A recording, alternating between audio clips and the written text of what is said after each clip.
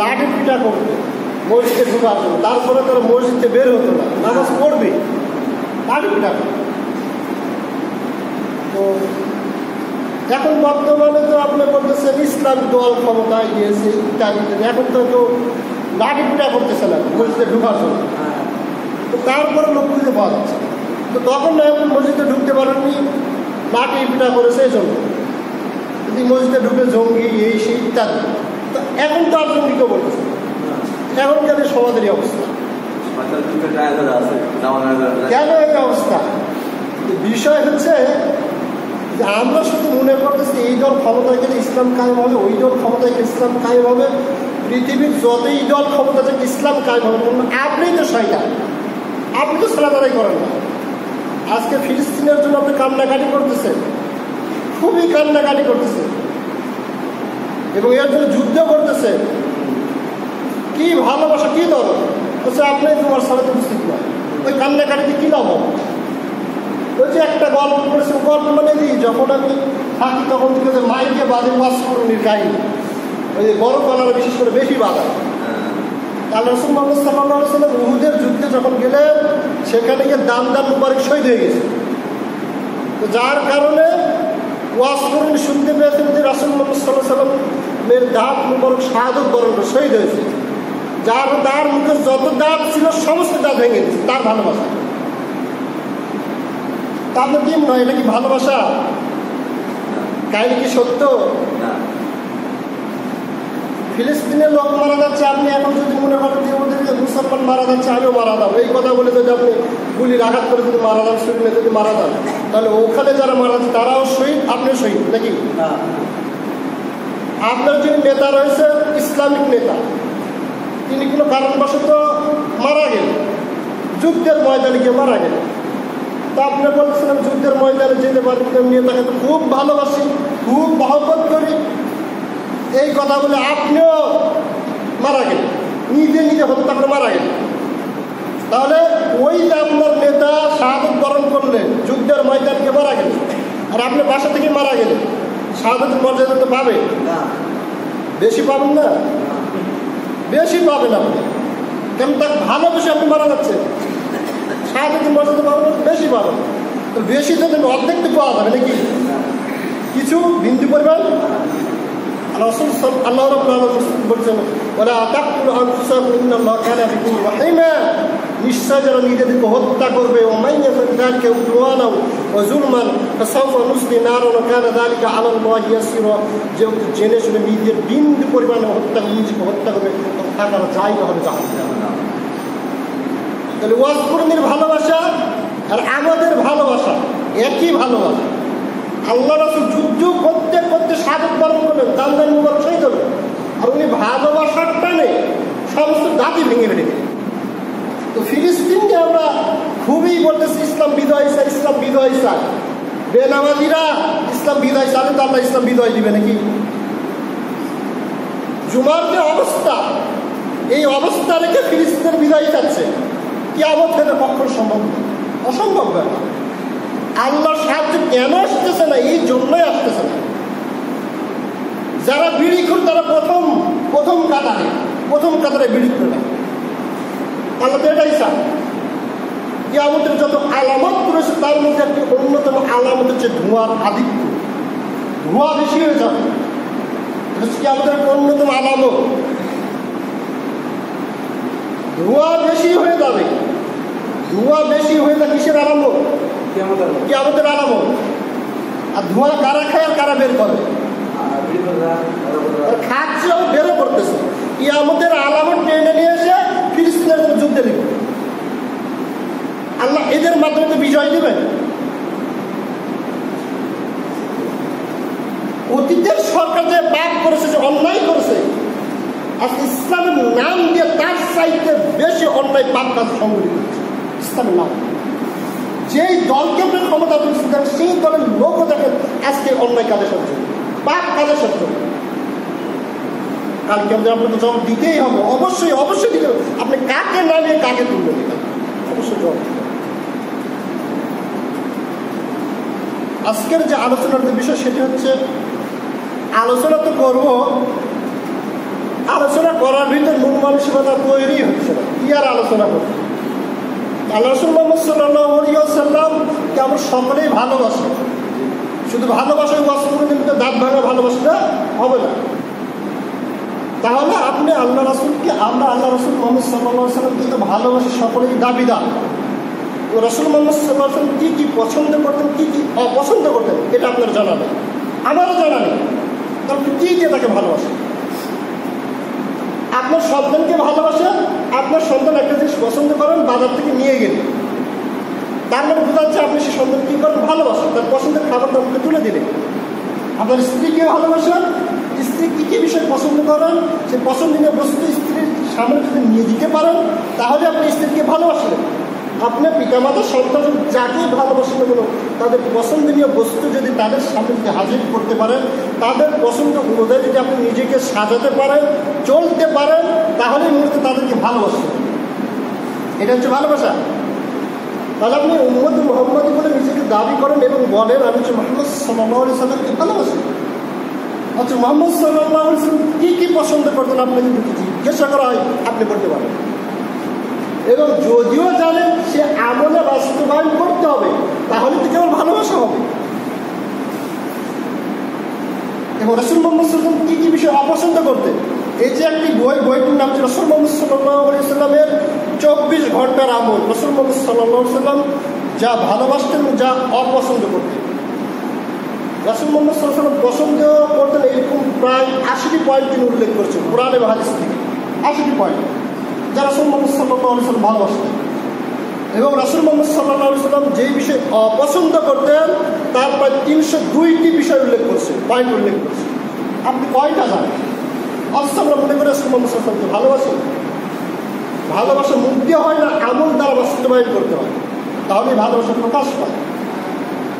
আপনার হাত পা কেটে গেছে, এখন আপনি যদি বলেন আমি ভালোবাসি ভালোবাসি, আর পাশে থেকে এক ব্যক্তি সঙ্গে সঙ্গে গিয়ে স্যাপডন দিয়ে আদার্স দিয়ে তার সুন্দরভাবে ট্রিটমেন্ট করে সেখানে আপনার পরিচর্যা করে সুন্দরভাবে ব্যান্ডেজ করে দেবে, বরং কে তাকে ভালোবাসে? যে মুখে স্বীকার করলো আমি ভালোবাসি, কিন্তু সে কাজে কিছুই করলো না, সে দেখতেছে, ভালোবাসে দেখতেছে। আর আরেকজন গিয়ে সে বলেনি ভালোবাসি, সে বলেনি ভালোবাসি। আমার মা মনে করেন তালাক থেকে পড়ে গেছে, পড়ে যাওয়ার পরে একেবারে মরার মধ্যে পড়ে আসে। আমার বোন হিতাহিত জ্ঞান নেই মনে করেন, তিনি বললে ধরে নিয়ে কান্নাকাটি করতেছে, কান্নাকাটি করতেছে। আমি এসে দেখতেছি অবস্থা খারাপ, মোটর জুড়ে পানি টানি দিয়ে প্রায় আধা ঘন্টা তার সেবা করে খারাপ হল মনে করেন। একটা লোক খুবই কান্নাকাটি করতেছে, কিন্তু তার জন্য কোনো ব্যবস্থা নিল না। আর আরেকজন লোক কান্নাকাটি করেনি, কিন্তু তাকে সুস্থ করার জন্য আপ্রাণ চেষ্টা করছে। কে তাকে ভালোবাসে? আমরা রাসূল মুহাম্মদ সাল্লাল্লাহু আলাইহি ওয়াসাল্লামকে ভালোবাসি এটা বলি, অথচ প্রতিদিন দাঁড়িয়ে আছে, প্রতিদিন দাঁড়িয়ে আছে। আর বলছে রাসূল মুহাম্মদ সাল্লাল্লাহু আলাইহি ওয়াসাল্লামকে ভালোবাসি, তার জন্য ফিলিস্তিনে যাব, ফিলিস্তিনে যে আপনার কী লাভ? প্রতিদিন বিড়ি ছাড়তে পারেন না, বিড়ি প্রতিদিন টানেন, বিড়ি টেনে গিয়ে ফিলিস্তিনে গিয়ে কী লাভ হবে? মূল্য আছে? দাঁড়িয়ে শেষে প্রতিদিন দাঁড়ির উপর যে প্রেশার আপনি দিতেছেন, প্রতিদিন দাঁড়ির উপর প্রেশার দিচ্ছেন, এই প্রেশারকে ফিলিস্তিনে যে আপনি কী লাভ হবে? তাই আমাদেরকে মুসলিম হিসেবে আমাদেরকে জানতে হবে রাসূল মুহাম্মদ সাল্লাল্লাহু আলাইহি ওয়াসাল্লাম কী কী বিষয় তিনি পছন্দ করতেন। রাসূল মুহাম্মদ সাল্লাল্লাহু আলাইহি ওয়াসাল্লামের পছন্দ বিষয় সম্পর্ক জেনে সেই অনুযায়ী যদি আমরা আমল যদি করি, কেবল এলেই তাহলেই তার অনুসরণ করা হয়। আল্লাহ তাআলা বলেছেন আতিউল্লাহ ওয়া আতিউর রাসূল, তোমরা আল্লাহর আনুগত্য করো, অনুসরণ করো। শুধু মুখে অনুসরণ করলে হবে না। আপনি যদি মুখে যদি বলেন 5 ওয়াক্ত সালাত আমি বিশ্বাস করি, আর আপনি 5 ওয়াক্ত সালাত আদায় করেন না, এটা আল্লাহর আনুগত্য নয়। আপনি যদি মুখে যদি বলেন রাসূল মুহাম্মদ সাল্লাল্লাহু আলাইহি ওয়াসাল্লামকে ভালোবাসি, আর যদি প্রতিদিন যদি দাঁড়িয়ে আছেন, এটা রাসূলের আনুগত্য নয়। আপনি বিশ্বাস করেন জুমার সালাতে আগে ভাগে আসতে হবে, এটা আপনি মুখে স্বীকৃতি দেন জুমার সালাতে আগে ভাগে আসতে হবে, জুমার সালাতে উপস্থিত হতে হবে, এত সব রয়েছে ইত্যাদি ইত্যাদি, এটা আপনি বিশ্বাস করেন, কিন্তু আমলের সকলের পিছনে আসেন, তাহলে এটা রাসূলের আনুগত্য নয়, আল্লাহর আনুগত্য নয়। যতটুকু আপনি জানেন জেনে সে অনুযায়ী যদি আমল যদি আপনি যদি করতে পারেন, তাহলে আপনাকে বলতে হবে না হে আল্লাহ আমি তোমাকে ভালোবাসি, বলতে হবে না হে মুহাম্মদ সাল্লাল্লাহু আলাইহি ওয়াসাল্লাম আপনাকে ভালোবাসি, ইয়া মুহাম্মদ, ইয়া নবী সাল্লাল্লাহু আলাইকা ইত্যাদি বলার বিন্দু পরিমাণ দরকার হবে না। যদি আমল দ্বারা যদি আপনি যদি বাস্তবায়ন যদি করতে পারেন। সুতরাং আজকে আমরা জেনে নিব রাসূল মুহাম্মদ সাল্লাল্লাহু আলাইহি ওয়াসাল্লাম কী কী বিষয় তিনি পছন্দ করতেন। প্রত্যেকের উচিত হবে সে পছন্দনীয় বিষয় জেনে সে এগুলোতে আমল করা। জানা কোনো বিষয় নয়, জানা কোনো বিষয় নেই, যে কেউ অনেক কিছু জানতে পারে, আমল করাটা হচ্ছে মূল বিষয়। আমল করাটাই মূল বিষয়। কালকে এমন যদি আপনি সমস্ত কিছু জানেন আমল নেই, নাজাত পাবেন? আচ্ছা, আপনি যতটুকু জানেন ততটুকু আমল করেন, ইনশাল্লাহ নাজাত পেয়ে যাবেন। আপনি জানেন অনেক কিছু, আমলই নেই। কালকে আমাদের এমন আমল না থাকার কারণে জেনে বিভিন্ন আমল, অনেক কিছু, অনেক মানুষ অনেক কিছু জানেন, আমল করে। সুতরাং আমাদের উচিত হবে যতটুকু জানবো ততটুকু জেনে সেই অনুযায়ী আমল করবো। সুতরাং আল্লাহ রাব্বুল আলামিন আমাদেরকে আজকের পর থেকে জেনে রাসূল মুহাম্মদ সাল্লাল্লাহু আলাইহি ওয়াসাল্লামের পছন্দের বিষয়গুলো জেনে জানার পরে সে অনুযায়ী আমল করার তৌফিক দান করুন। সকল আল্লাহুম্মা আমিন। রাসূল মুহাম্মদ সাল্লাল্লাহু আলাইহি ওয়াসাল্লাম যে বিষয়টা পছন্দ করতেন, ভালোবাসতেন, তার 1 নম্বর যে পয়েন্ট সূরাতুল মাইদা 5 নম্বর সূরার 118 নম্বর আয়াত, এই আয়াতটাকে রাসূল মুহাম্মদ সাল্লাল্লাহু আলাইহি ওয়াসাল্লাম পছন্দ করতেন এবং ভালোবাসতেন। কে কে জানে আয়াত? রাসূল মুহাম্মদ সাল্লাল্লাহু আলাইহি ওয়াসাল্লাম সূরা মাইদা 5 নম্বর সূরা 118 নম্বর আয়াত তিনি পছন্দ করতেন এবং ভালোবাসতেন। প্রখ্যাত সাহাবী আবু যর রাদিয়াল্লাহু আনহু তিনি বলেন, একদা নবী সাল্লাল্লাহু আলাইহি ওয়াসাল্লাম এক রাতে নামাজে কোরআন তেলাওয়াত করতে করতে যখন এই আয়াতে উপস্থিত হলেন, সূরাতুল মাইদা 5 নম্বর সূরার 118 নম্বর আয়াতে যখন তিনি উপস্থিত হলেন, তখন তিনি বললেন, ইন তা'যিবুহুম ফাইন্নাহুম ইবাদুকা ওয়া ইন তাগফিরু ফাইন্নাকা আনতা আজিজুল হাকীম। মহান আল্লাহ রাসূল মুহাম্মদ সাল্লাল্লাহু আলাইহি ওয়াসাল্লাম সে সালাতরত অবস্থায়, সেই সালাত হচ্ছে তাহাজ্জুদের সালাত, রাতের সালাত। রাসূল মুহাম্মদ সাল্লাল্লাহু আলাইহি ওয়াসাল্লাম সালাতরত অবস্থায় যখন উক্ত আয়াতে যখন উপস্থিত হলেন, উক্ত আয়াত পর্যন্ত যখন তিনি পৌঁছলেন, তখন তিনি বললেন, তুমি যদি তাদেরকে শাস্তি দাও হে আল্লাহ। এই আয়াতের অনুবাদ হচ্ছে, এই আয়াতের অর্থ হচ্ছে এইরকম যে আল্লাহ তুমি যদি তাদেরকে যদি শাস্তি দাও, এই উম্মতকে যদি শাস্তি দাও, এই বান্দাকে যদি শাস্তি দাও, তাহলে সে তো তোমারই বান্দা। তুমি যদি তাকে শাস্তি দাও, সে তো তোমারই বান্দা। তুমি তো ভালোবেসে তাকে তৈরি করছো, তুমি তো নিজ হাতে তার মুখমণ্ডল চেহারা তুমি দান করেছো, তুমি নিজ হাতে তাকে তৈরি করছো। সুতরাং তুমি যদি তাকে যদি শাস্তি দাও এই বান্দার পাপের কারণে, এই অবাধ্যতার কারণে, হে আল্লাহ কাল কিয়ামতের দিন তুমি যদি তাকে যদি শাস্তি দাও, তাহলে সেটা তো তোমারই বান্দা। আর যদি তুমি তাদেরকে যদি ক্ষমা করে দাও, তাহলে তুমি মহাপরাক্রমশালী এবং প্রজ্ঞাময়। এই কথা বলে রাসূল মুহাম্মদ সাল্লাল্লাহু আলাইহি ওয়াসাল্লাম একবার নয়, 2 বার নয়, তিনি ভোর হওয়ার আগ পর্যন্ত, ফজরের সালাত আগ পর্যন্ত এই একটা আয়াত পরে তাহাজ্জুদের সালাত শেষ করেন। এতটাই ভিতরে আল্লাহ রাসূল মুহাম্মদ সাল্লাল্লাহু আলাইহি ওয়াসাল্লাম পছন্দ করতেন আয়াতটাকে, যে একটা আয়াত তেলাওয়াতের মধ্যে পুরো সারাটা রাত তিনি দাঁড়িয়ে একটা আয়াতই তেলাওয়াত করছেন, যেই আয়াতের অর্থ হচ্ছে, আল্লাহ তুমি যদি একে যদি শাস্তি দাও, এই ব্যক্তিকে যদি শাস্তি দাও, এটা তো আমার বান্দা নয়, এটা তো তোমারই বান্দা। সুতরাং দরদ হলেও তোমার হবে, রাগ হলেও তোমার হবে। তুমি যদি তাকে ক্ষমা করো সেটা তোমার বান্দা, তুমি যদি তাকে শাস্তি দাও সেটা তোমারই বান্দা। এই জন্য এখানে উম্মতের কথা রয়েছে। রাসূল মুহাম্মদ সাল্লাল্লাহু আলাইহি ওয়াসাল্লাম উম্মতকে এতটাই বেশি ভালোবাসতেন, রাসূল মুহাম্মদ সাল্লাল্লাহু আলাইহি ওয়াসাল্লাম মৃত্যুর আগ মুহূর্ত পর্যন্ত, মৃত্যুর পূর্ব মুহূর্ত পর্যন্ত, মৃত্যুর আগ পর্যন্ত রাসূল মুহাম্মদ সাল্লাল্লাহু আলাইহি ওয়াসাল্লাম মারা যাচ্ছেন এমন মুহূর্তে শুধু উম্মতের দিকে খেয়াল রেখে বলছেন, উম্মতি উম্মতি, আমার উম্মত, আমার উম্মত, আমার উম্মত। তিনি বারবার বলছেন যে রাসূল মুহাম্মদ সাল্লাল্লাহু আলাইহি ওয়াসাল্লাম উম্মতের জন্য এত কিছু করে গেলেন, যে রাসূল মুহাম্মদ সাল্লাল্লাহু আলাইহি ওয়াসাল্লাম উম্মতের জন্য 1 দিন নয়, 2 দিন নয়, 3 দিন পর্যন্ত পেটে পাথর বেঁধে রেখেছিলেন, যেই উম্মতের জন্য নিজে খেয়ে না খেয়ে যে রাসূল মুহাম্মদ সাল্লাল্লাহু আলাইহি ওয়াসাল্লামের উম্মতের জন্য দোয়া করে গিয়েছেন, উম্মতের জন্য ক্ষমা প্রার্থনার জন্য দোয়া করে গেছেন, উম্মতের জন্য কল্যাণকামী হয়ে গেছেন। আজকে আমরা রাসূল মুহাম্মদ সাল্লাল্লাহু আলাইহি ওয়াসাল্লামের আদর্শগুলো জেনে রাসূল মুহাম্মদ সাল্লাল্লাহু আলাইহি ওয়াসাল্লামের আদর্শ অনুসরণ না করে বিপরীত চলতেছি, কাল কিয়ামতের দিন আপনি কি জবাব দিবেন? এই আয়াতে রাসূল মুহাম্মদ সাল্লাল্লাহু আলাইহি ওয়াসাল্লামের উম্মত ছিল বলে, উম্মত কেন্দ্রিক আয়াতের অর্থ হওয়ার কারণে রাসূল মুহাম্মদ সাল্লাল্লাহু আলাইহি ওয়াসাল্লাম কাঁদতে কাঁদতে পুরোটা রাত তিনি এই একটা আয়াতই তেলাওয়াত করে পুরো তাহাজ্জুদের সালাত শেষ করে দিলেন। এক আয়াত তেলাওয়াত করে তাহাজ্জুদের সালাত শেষ করলেন। এ দিনই ভাই, এ দিনই মুসলিম, আজকের এই মৌলবীদের তারাবির যারা সালাত আদায় করছেন তাদের কি অবস্থা হতে পারে? কি অবস্থা হতে পারে? কোরআনের প্রতি বিন্দু পরিমাণ মায়া মহব্বত নেই, কোরআনের প্রতি বিন্দু পরিমাণ আগ্রহ নেই, যেটা আল্লাহর পক্ষ থেকে নাজিলকৃত একটি বিধান। আমি কিভাবে এই পাঠ করতে পারবো? কিভাবে না জেনে না বুঝে পাঠ করতে পারবো? আমি কি পশু? আমি তো মানুষ। পশুর বৈশিষ্ট্য হচ্ছে তার ঘাড়ে যদি কোরআন তুলে দেওয়া হয়, সে জানবে না এটা কোরআন না বুঝে, এটা জানবে না, ইচ্ছা মতো যেখানে নিয়ে যাবে সেখানে নিয়ে যাবে। এটা হচ্ছে পশুর বৈশিষ্ট্য। আপনি কিভাবে কোরআন পড়েন যে আপনি জানেন না এই কোরআনের কি পাঠ করতেছে? বলছে আপনি দুনিয়ার সব কিছু বুঝেন, দুনিয়ার সব কিছু বুঝেন, এমন কিছু নেই আপনি বুঝেন না। কিভাবে খেতে হবে এটা আপনি জানেন, কোনটা খেতে হবে, কোন থালে খেতে হবে, কোন প্লেটে খেতে হবে, কতটুকু খেতে হবে, কি খেলে ভালো হবে, কোনটা আমার জন্য উপকারী, কোনটা আমার জন্য ক্ষতিকর, সমস্ত কিছু আপনি বুঝেন। বুঝেন নাকি আলহামদুলিল্লাহ রাব্বিল আলামিন আর গুণগত করার আপনার যোগ্যতা নেই? 50 বছর 60 বছর যখন সালাত আদায় করতেছেন, এই পুরো সালাতে আপনি কি পড়তেছেন এটা আপনি জানেন না। এটা আপনার ব্যর্থতা, জানার চেষ্টাও করেন না আপনি। কালকে আমাদের কি জবাব দিবেন আপনি? 60 বছর যখন যদি একটা যদি কাজ করেন, ওর সমস্ত কিছু আপনি জানতে পারেন, সমস্ত কিছু আপনি জানেন। কাজ না করে আপনি বড় বড় গল্প করেন, আপনি জানেনই না, তারপর বলে এটা সম্পর্কে আমি খুবই জানি, মানে বড় থাকতে চান না।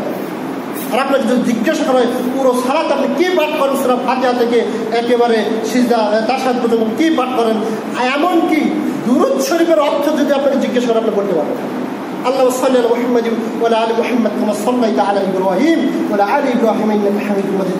এতটুকু অর্থ কি আপনার 60 বছর সালাত আদায় করছেন, অর্থ আপনি বলতে পারবেন। কিসের সালাত আদায় করছেন? কাকে দেখাচ্ছে? আল্লাহর নিকট কিভাবে যাবেন, আপনি কিভাবে দাঁড়াবেন? যেই কোরআন আল্লাহ রাব্বুল আলামিন নাজিল করলেন, যেই কোরআনের জন্য রাসূল মুহাম্মদ সাল্লাল্লাহু আলাইহি ওয়াসাল্লাম উহুদের মধ্যে দান মুবারক শহীদ হলো, যেই কোরআনের জন্য রাসূল মুহাম্মদ সাল্লাল্লাহু আলাইহি ওয়াসাল্লাম নিজের চাচার কাছ থেকে এবং পাড়া প্রতিবেশীর কাছ থেকে টিকতে পারেননি, নির্যাতনে অতিষ্ঠ হয়ে নিজের দেশটাকে মক্কাটাকে ছেড়ে মদিনায় হিজরত করেছিলেন, যে মুহাম্মদ সাল্লাল্লাহু আলাইহি ওয়াসাল্লাম এই কোরআনের সাথে সেই কোরআন ওপেনলি করে দেওয়া হয়েছে, অথচ আপনি সেই কোরআন পড়তেই পারেন না। যদিও কোরআন পড়তে পারেন, কোরআন বোঝার চেষ্টা করেন না।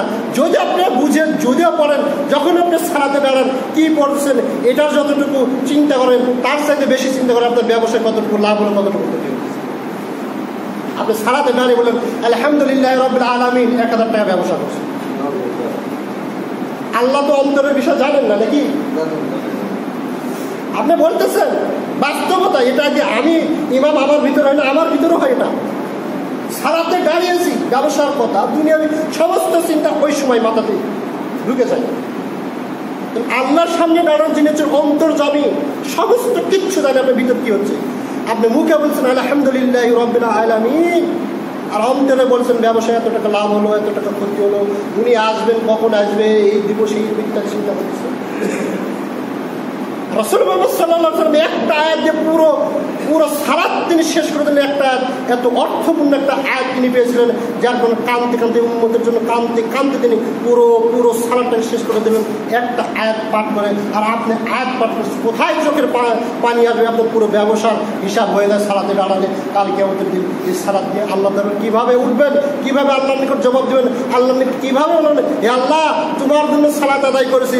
আল্লাহ যদি বলেন হ্যাঁ তুমি আমার জন্য সালাত আদায় করছো, আমি চোখে অন্তর জানি, আমি জানি তুমি সালাত আদায় করেছো, কখনো অবসর পাওনি, হিসাব মিলাতে পাওনি, তুমি সালাত আদায় করছো, এই জন্য যাতে করে পুরো হিসাব এই সময় অবসর সময় মিলাতে পারো। কারণ আমি দেখেছি, আমি অন্তর তোমার দেখেছি, আমি দেখি তোমার অন্তর দেখেছি, তোমার অন্তরে পুরো ব্যবসার হিসাব ছিল, তোর অন্তরে পুরো দুনিয়াতে হিসাব ছিল। কালকে আমাদের দিন এই সালাত দিয়ে আল্লাহ কিভাবে নাজাত পাবে। তাই অনুরোধ করতেছি, সালাত অন্তত যে আদায় করছেন অন্তত একটা সূরা হলে অনুবাদ সহকারে জানার চেষ্টা করুন। এই অনুবাদে কি রয়েছে বুঝার চেষ্টা করুন। বুঝে ওই একটা সূরা দিয়ে, এই যে দেখেন একটা আয়াত দিয়ে যদি রাসূল মুহাম্মদ সাল্লাল্লাহু আলাইহি ওয়াসাল্লাম পুরো তাহাজ্জুদের সালাত ফজর আগ পর্যন্ত যদি পাঠ করতে পারেন, আপনি কি পারেন না? কুল হুয়াল্লাহু আহাদ সূরা ইখলাস এটা জেনে অর্থ বুঝে একটা দিয়ে সারাটা জীবন আপনি যদি পাঠ করেন, আপনার সালাত কি আল্লাহর কাছে কবুল হবে না? হবে, অবশ্যই হবে। বুঝে শুনে পড়ার চেষ্টা করুন, তাহলে দুনিয়ার চিন্তা দূর হয়ে যাবে, চিন্তা দূরে যাবে। রাসূল মুহাম্মদ সাল্লাল্লাহু আলাইহি ওয়াসাল্লাম উক্ত আয়াতটা পছন্দ করতেন। সূরাতুল মাইদার ৫ নম্বর সূরার ১১৮ নম্বর আয়াত। সুতরাং উম্মতে মুহাম্মাদী হিসেবে আপনার আমার উচিত হবে উক্ত আয়াতটা মুখস্থ করে এবং সেই আয়াতটা বেশি বেশি পাঠ করা। ২ নম্বর রাসূল মুহাম্মদ সাল্লাল্লাহু আলাইহি ওয়াসাল্লাম যে বিষয়টা পছন্দ করতেন সেটা হচ্ছে যে রাসূল মুহাম্মদ সাল্লাল্লাহু আলাইহি ওয়াসাল্লাম বলছেন আফজাল কালামে আরবাআন। রাসূল মুহাম্মদ সাল্লাল্লাহু আলাইহি ওয়াসাল্লাম ৪টা বাক্য তিনি পছন্দ করতেন। কয়টা বাক্য? ৪টা। এক সুবহানাল্লাহ, সারাদিনও তো আপনি ১,০০০-এর অধিক পড়ে নাকি? সারাটা দিন একটা বার মুখ দিয়ে বের হয় না সুবহানাল্লাহ। অথচ উম্মতে মুহাম্মাদ সেই আল্লাহর বান্দা। রাসূল মুহাম্মদ সাল্লাল্লাহু আলাইহি ওয়াসাল্লাম এগুলো বাক্য এত ব্যস্ততার ভিতরে রাসূল মুহাম্মদ সাল্লাল্লাহু আলাইহি ওয়াসাল্লাম 100 বারের অধিক পাঠ করতেন, 100 বারের অধিক পাঠ করতেন এগুলো বাক্য। রাসূল মুহাম্মদ সাল্লাল্লাহু আলাইহি ওয়াসাল্লাম পছন্দ করতেন। সারাটা দিন মোবাইলে কথা বলছেন, একটা বার সুবহানাল্লাহ শব্দটা আপনি উল্লেখ করতে পারছেন না। আপনার স্ত্রীর জন্য সময় রয়েছে, প্রেমিকার জন্য সময় রয়েছে, মোবাইলের জন্য সময় রয়েছে, ফেসবুকের জন্য সময় রয়েছে, ইউটিউবের জন্য সময় রয়েছে, প্রত্যেকটা ক্ষেত্রে দুনিয়ার ক্ষেত্রে আমার সময় রয়েছে, কিন্তু আল্লাহর জন্য একটা সুবহানাল্লাহ বলবেন, আল্লাহু আকবার বলবেন, আলহামদুলিল্লাহ বলবেন, লা ইলাহা ইল্লাল্লাহ বলবেন, এটা বলার জন্য আপনার সময়। অথচ 100 তার নিকটে ফিরে যেতে হবে, সে আল্লাহর কাছে আপনাকে ফিরে যেতে হবে। দুনিয়ার সন্তানকে রেখে, দুনিয়াবে সম্পদকে রেখে, দুনিয়াকে বাড়িকে রেখে, দুনিয়ার সমস্ত কিছুর জন্য আপনি সুবহানাল্লাহ বলতে পারলেন না, আল্লাহু আকবার বলতে পারলেন না, আলহামদুলিল্লাহ বলতে পারলেন না, লা ইলাহা ইল্লাল্লাহ বলতে পারলেন না, অথচ সমস্ত কিছু বলতে পারলেন না। যেই দুনিয়াকে কেন্দ্র করে সেই দুনিয়াকে সমস্ত কিছু ছেড়ে সেই আল্লাহর নিকট ফিরে চলে যেতে হবে। সে আল্লাহর নিকট যেটা টিকবে সেটা হচ্ছে সুবহানাল্লাহ, সে আল্লাহর নিকট যেটা টিকবে সেটা হচ্ছে আলহামদুলিল্লাহ, সে আল্লাহর নিকট যেটা টিকবে সেটা হচ্ছে লা ইলাহা ইল্লাল্লাহ। দুনিয়ার কোনো কিছু আপনার সাথে যাবে না, কোনো দিনই যাবে না। আপনি মরার পরে খাবারের অনুষ্ঠান হবে, মরার পর, এটাই বাস্তবতা। আপনি মরে গেছেন, খাবারের অনুষ্ঠান আর মানুষকে ভালোভাবে খাবে কেন? আপনি সুখী মানুষ, বাপ মারা গেছে, সম্পত্তি ভোগ করে খাবেন, বাপ মারা গেছে, এটাই বাস্তবতা। ওই সন্তানের জন্য আপনি সালাত করতে পারেন, ওই সন্তানের জন্য সময় ব্যয় করতে পারেন। তিনি ভাই কিভাবে আর বোঝাবো? বুঝানোর আর কোনো ভাষা নেই, কিভাবে আপনাকে বুঝাবো? তারপরেও হুজুর যেটাই বলুক, একটা 15 জামাত 14 আগে আসবো না, হুজুর যেটাই বোঝাবো শোনার দরকার নেই। এটাই তো আপনার ভিতর পরিকল্পনা নাকি? 4-5 জন লোকের সামনে দাঁড়াতে হয়, অথচ জুমার দিন এটা যে ব্যবসা বাণিজ্য করে আল্লাহ রাব্বুল আলামিন হারাম করে দিয়েছে যেই ক্ষেত্রে, সেই জুমার দিন ওয়াজারুল বায়া যালিকুম খায়রুল ইন কুনতুম লা তা'লামুন। ওই যে পড়েননি, যখন জুমার সালাতের জন্য আহ্বান করে সব ধরনের ক্রয় বিক্রয় বন্ধ করে দেবো, সব ধরনের কোনো রকম ক্রয় বিক্রয় চলবে জুমার কেন্দ্র করবে। সুতরাং আল্লাহ রাব্বুল আলামিন বুঝার তৌফিক দান করুন। আর 4টি বাক্য রাসূল মুহাম্মদ সাল্লাল্লাহু আলাইহি ওয়াসাল্লাম পছন্দ করতেন। তার একটি বাক্য হচ্ছে সুবহানাল্লাহ, যাকে আমরা বলি কি, এটা হচ্ছে কি তাসবিহ, একে বলা হয় কি তাসবিহ, আল্লাহর পবিত্রতা বর্ণনা করে। আল্লাহ রাব্বুল আলামিন সকল প্রকার দোষ ত্রুটি মুক্ত, তিনি সকল প্রকার দোষ ত্রুটি থেকে মুক্ত, তাকে বলা হয় সুবহান। তাকে কি বলা হয়? সুবহান। কোনো ব্যক্তির নাম সুবহান হতে পারে না, ওই ব্যক্তি আব্দুস সুবহান। সুবহানাল্লাহ শব্দটি নিয়ে প্রায় 5টি জুমা আলোচনা গত হয়েছে। 2 নম্বর যে বাক্য সেটি হচ্ছে আলহামদুলিল্লাহ। রাসূল মুহাম্মদ সাল্লাল্লাহু আলাইহি ওয়াসাল্লাম বলেছেন আফজালু যিকরি লা ইলাহা ইল্লাল্লাহ ওয়া আফজালু দুআই আলহামদুলিল্লাহ। পৃথিবীতে যত দোয়া রয়েছে তার মধ্যে সর্বোত্তম যে দোয়া সেটা হচ্ছে আলহামদুলিল্লাহ। সুতরাং আলহামদুলিল্লাহ কেন্দ্রিক যত দোয়া রয়েছে, যেমন ঘুম থেকে ওঠার সময় পড়ে আলহামদুলিল্লাহিল্লাযী আহইয়ানা বা'দা মা আমাতানা ইলাইহি নুশুর, আলহামদুলিল্লাহ। এই যে আলহামদুলিল্লাহ কেন্দ্রিক যত দোয়া রয়েছে সমস্ত দোয়া হচ্ছে আল্লাহর নামে সবচাইতে শ্রেষ্ঠ দোয়া। আর কোরআনের ভিতরে যে কোনো সূরার শুরুতে আলহামদুলিল্লাহ, এই সূরার দাম আল্লাহর অনেক অনেক বেশি, যার কারণে কোরআনের ভিতরে একটি সূরার নাম হচ্ছে ফাতিহা, যার শুরুটা কি আলহামদুলিল্লাহি রাব্বিল আলামিন। যার কারণেই রাসূল মুহাম্মদ সাল্লাল্লাহু আলাইহি ওয়াসাল্লাম বলেছেন প্রত্যেকটা মুসলমান নর নারীর উপর এই সালাতের মধ্যে এই যে সূরাতুল ফাতিহা আলহামদুলিল্লাহি রাব্বিল আলামিন, এই যে আলহামদুলিল্লাহ যে সূরাটি শুরু হয়েছে, এই সূরাটা পাঠ করা ওয়াজিব। যদি কোনো ব্যক্তি যদি ইচ্ছাকৃত যদি সূরা ফাতিহা পাঠ যদি না করে, তার সালাত আল্লাহর দরবারে কবুল হবে না, বাতিল, তার সালাত বাতিল। লা ইয়াকবালুস সালাত, তার সালাত আল্লাহর নিকট কবুল হবে না যদি সূরা ফাতিহা যদি ইচ্ছাকৃত যদি পড়তে হয়। যদি সময় নেই, ইমামের পিছনে যদি থাকে সেটা ব্যতিক্রম, কিন্তু ইমামের পিছনে সময়ও যদি থাকে তাহলে বাধ্য হয়ে আমরা কোনো সূরা ফাতিহা পাঠ করতে। কি জন্য? এটার শুরুটাই হয়েছে আলহামদুলিল্লাহি রাব্বিল আলামিন, সর্বশ্রেষ্ঠ দোয়া। সূরা ফাতিহা হচ্ছে সর্বশ্রেষ্ঠ দোয়া। আর যেই ইমাম, যেই মুসল্লি, যেই লোকজনেরা বলে যদি হুজুর দোয়া করে না, সালাত আদায় করে, দোয়া করে না, দোয়া করে না, আরে ব্যাককেল আফজালু দোয়া আলহামদুলিল্লাহ। পৃথিবীর মধ্যে সর্বশ্রেষ্ঠ দোয়া হচ্ছে আলহামদুলিল্লাহ। সালাতটা শুরু করেছি আলহামদুলিল্লাহ রাব্বিল আলামিন, তারপরে কিভাবে বলো যে ওই দোয়া হবে, কিভাবে বলো দোয়া হবে? হাদিস দেখান যে এর সাথে উত্তম দামি কোন দোয়া হতে পারে। আল্লাহ রাসূল বলেছেন আফজালু দোয়া আলহামদুলিল্লাহ। আফজাল এটা এমন একটি শব্দ, এটা এমন একটি শব্দ ইসমে মাফসুল, যার হচ্ছে 74 রকম ভালো, তার সবচাইতে যারা ভালো সেটা হচ্ছে আফজাল, সেটা হচ্ছে আফজাল। আফজাল যিকরি, আর সবচেয়ে দামি যে জিকির, উত্তম যে জিকির, সেটা হচ্ছে লা ইলাহা ইল্লাল্লাহ। তাহলে সুবহানা একে আমরা বলতেছি কি? সুবহানাল্লাহ এটা বলতেছি তাসবিহ। দুই নম্বর আলহামদুলিল্লাহ, এটা কি বলা হয়? বলেন তাহলিল। তাহলিল বা তাহলিল, আল্লাহ প্রশংসা করা। তারপরে কি? লা ইলাহা ইল্লাল্লাহ, একে আমরা কি বলি? কালিমা বলতেছি নাকি? শাহাদাতের বাক্য নাকি? লা ইলাহা ইল্লাল্লাহ। আল্লাহু আকবার, এটাকে কি বলা হয়? তাকবীর। কি বলা হয়? তাকবীর। এই চারটা জিনিস রাসূল মুহাম্মদ সাল্লাল্লাহু আলাইহি সাল্লাম পছন্দ করতেন। এই চারটা নিয়ে আলোচনা করলে 4 বছর আলোচনা করতে পারবো। কেন? লা ইলাহা ইল্লাল্লাহ এটা হচ্ছে মূল, হচ্ছে তাওহীদ। মূল কি? তাওহীদ। তাওহীদের বিপরীত কি? শিরক। রাসূল মুহাম্মদ সাল্লাল্লাহু আলাইহি সাল্লাম বলেছেন আফজাল যিকর লা ইলাহা ইল্লাল্লাহ, সর্বোত্তম দামি তো জিকির হচ্ছে লা ইলাহা ইল্লাল্লাহ। এর লা ইলাহা ইল্লাল্লাহ একটা তো নুকতা নেই, একটাতেও নুকতা নেই। ও লা ইলাহা ইল্লাল্লাহ পুরোটা ঠোঁট দিয়ে উচ্চারিত হয় না, পুরোটাই কলব থেকে উচ্চারিত হয়, জিহ্বাতে কলব থেকে উচ্চারিত হয় লা ইলাহা ইল্লাল্লাহ। যার রাসূল মুহাম্মদ সাল্লাল্লাহু আলাইহি সাল্লাম বলেছেন তার শেষ বাক্য হয়ে যাবে লা ইলাহা ইল্লাল্লাহ, ওই ব্যক্তি সরাসরি জান্নাতে চলে যাবে। শেষ বাক্য লা ইলাহা ইল্লাল্লাহ, সে কোথায় যাবে? জান্নাতে যাবে। এত দামি একটা বাক্য, অথচ এটা আপনি পাঠ করেন, বলারই আপনার সময়, পাঠ করার আপনার সময়। আল্লাহু আকবার হচ্ছে এমন একটা বাক্য, আল্লাহ তাকবীর এমন বাক্য, যখন আপনি জন্ম লাভ করছেন তখন আপনার কানে বলে দিয়েছে আল্লাহু আকবার, আল্লাহু আকবার। আজানের মাধ্যমে সর্বপ্রথম আপনাকে জানিয়ে দিয়েছে আল্লাহ সবচাইতে বড়। প্রথম জানিয়ে দেওয়া হয়েছে। পুরো 60 বছর শেষ, 100 বছর শেষ, এরপরে যখন আপনি ইন্তিকাল করছেন সর্বপ্রথমে আপনাকে উল্লেখ করে প্রশ্ন করা হবে মান রব্বুকা, তোর রবকে। ও সব শুরুতেই বলে দেওয়া ছিল তোর রব হচ্ছে সেই আল্লাহ, তিনি হচ্ছে সবচাইতে বড়। শুরু থেকে উত্তর নিয়ে যেতে হবে। উত্তর আল্লাহ দেওয়ার পরে আবার কবরে প্রথম প্রশ্ন করে মান রব্বুকা, তোর রবকে।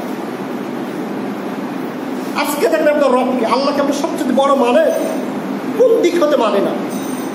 যদি প্রত্যেকটা পয়েন্টে যদি ভাগ ভাগ করে ধরি, এক দিকে আপনি আল্লাহকে সবচেয়ে বড় মানেন, কোনো একটা পয়েন্টে আপনি আল্লাহকে সবচেয়ে বড় মানেন। যদি মানতেন তাহলে আপনার অবস্থা এরকম কখনোই হতো না। আপনার চলাফেরা, আপনার আমল, আমার আমল এরকম কখনোই হতো না যদি আমরা যদি আল্লাহকে সবচাইতে বড় যদি মনে করতাম। সবচাইতে বড় মনে করি না, রিজিক দাদা আল্লাহকে মনে করি না, পালন করতে আল্লাহকে মনে করি না। যদি করতাম আপনার আমার ইবাদতের এই অবস্থা হতো না। সুতরাং উক্ত হাদিসে রাসূল মুহাম্মদ সাল্লাল্লাহু আলাইহি ওয়াসাল্লাম 4টা বিষয় পছন্দ করতেন, এবং 4টা বিষয় আল্লাহর কাছে সবচেয়ে দামি বাক্যের ভিতর অন্যতম বাক্য। এক, সুবহানাল্লাহ, যখন আপনি অবসর পাবেন মুখ দিয়ে উল্লেখ করবেন সুবহানাল্লাহ। যখন আপনি অবসর হবেন তখনই বলবেন আলহামদুলিল্লাহ। আলহামদুলিল্লাহ বলে আপনি আল্লাহর নিকট ক্ষমা প্রার্থনা করবেন, আল্লাহর নিকট সাহায্য চাইবেন, আল্লাহর নিকট রিজিক চাইবেন আলহামদুলিল্লাহ বলে। কারণ এটা হচ্ছে সর্বোত্তম একটি দোয়া। লা ইলাহা ইল্লাল্লাহ জিকির যখন আপনি করবেন, আল্লাহকে যখন আপনি স্মরণ করবেন, সদা সর্বদা আপনি স্মরণ করবেন লা ইলাহা ইল্লাল্লাহ। সর্বোত্তম জিকির হচ্ছে লা ইলাহা ইল্লাল্লাহ।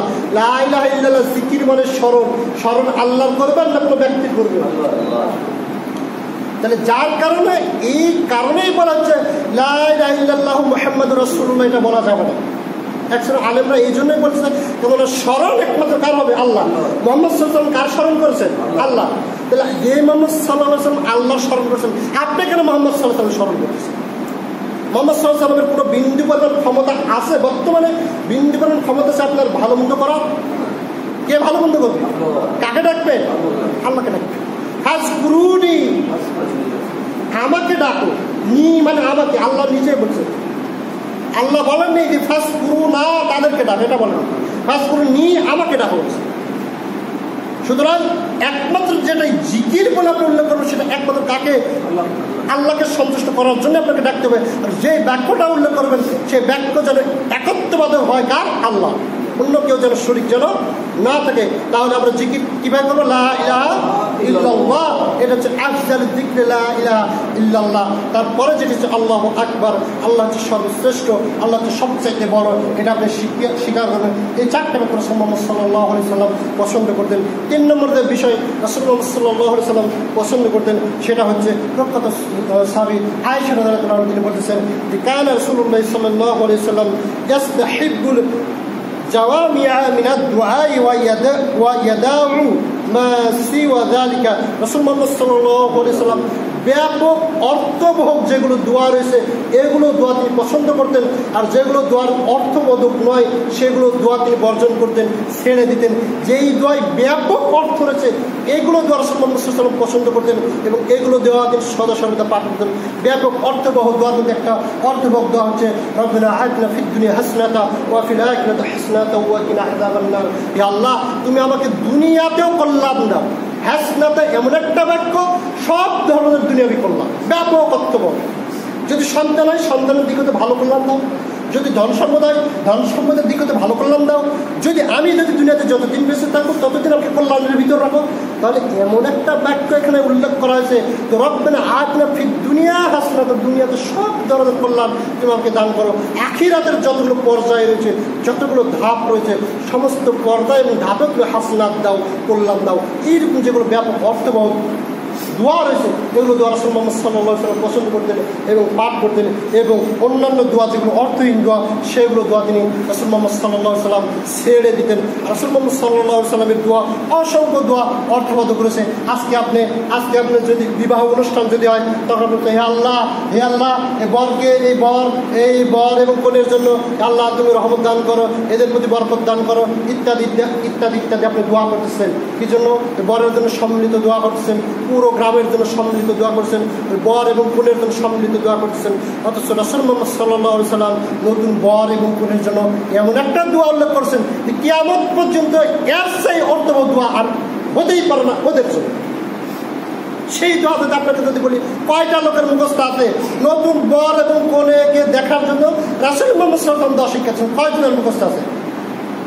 একটা, দুইটা।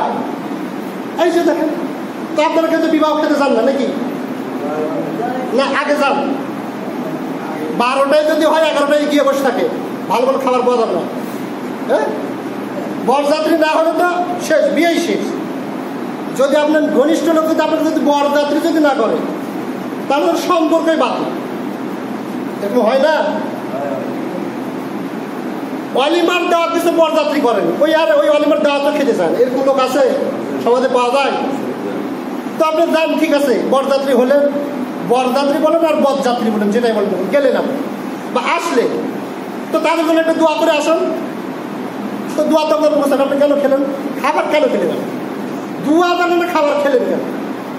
অথচ আমরা যদি সুন্নতে দোয়া করে এটা ভালো লাগে না, পছন্দ নেই, হুজুর এই দোয়া চলবে না, হাত করে দোয়া করেন। তো কি জন্য হয়েছে? জানে না জি, বিষয় তো জানে না জি, রাসূলের দোয়া না জানার কারণে ওই দোয়া নিয়ে মারা হয়।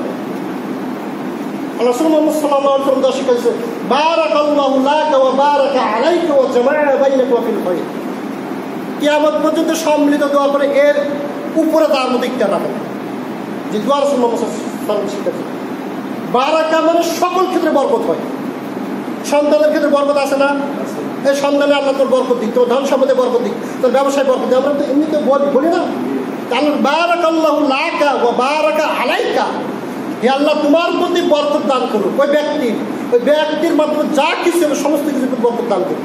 ও বারাকা আলাইকা ওয়া জামা বাইনাকুমা ফিল খায়র, এবং জামা মানে জমা হলো দুইজনে, স্বামী স্ত্রী মিলে, স্বামী স্ত্রীর সংসার জীবনে মিলে, বাইনাকুমা কুমা দ্বিবচন, কা কুমা কু দ্বিবচন, দুইজন স্বামী স্ত্রী মিলে যা কিছু করবে সমস্ত কিছু আল্লাহ বরকত দান করো।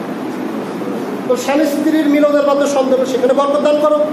স্বামী স্ত্রীর সংসার জীবনে যদি কোনো সম্পদ তৈরি করে সেখানে বরকত দান করো, বাড়ি তৈরি করলে বাড়িতে বরকত দান করো।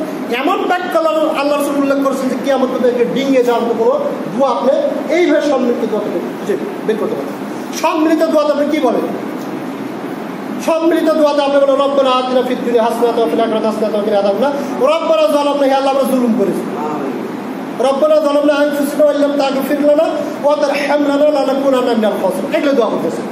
আর আল্লাহ রাসূল যেটা দোয়া শিক্ষা দিয়েছেন তার ব্যক্তি জীবন থেকে শুরু করে মৃত্যুর আগ পর্যন্ত এই দোয়া কার্যকরী।